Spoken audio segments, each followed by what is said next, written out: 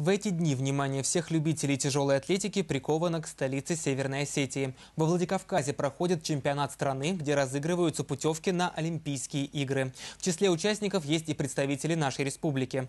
Уроженец Батревского района, мастер спорта страны Александр Мышов, выступая в весовой категории до 62 килограммов, в молодежной группе завоевал малую бронзовую медаль в упражнении «Рывок».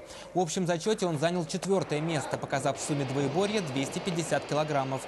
В споре женщин в категории до 58 килограммов 21-летняя уроженка Ядринского района Ирина Баймулкина завоевала серебро, уступив победительнице Наталье Гришиной из Мордовии 3 килограмма в двоеборье. Сегодня на помост Владикавказского дворца спорта «Манеж» вышла чемпионка Европы, чебоксарская штангистка Наталья Хлесткина. В сумме двоеборья она набрала 224 килограмма. Однако для победы этого оказалось недостаточно. У Натальи бронза.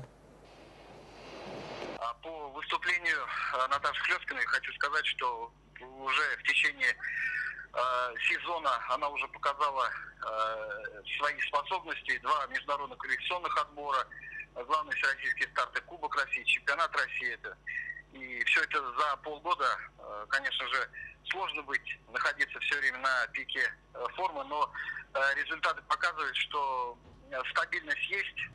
Однозначно могу сказать, что тренеры сборной не сбрасывают со счетов Наташу Хлесткину, и она будет готовиться до последнего к Олимпийским играм в Рио-де-Жанейро.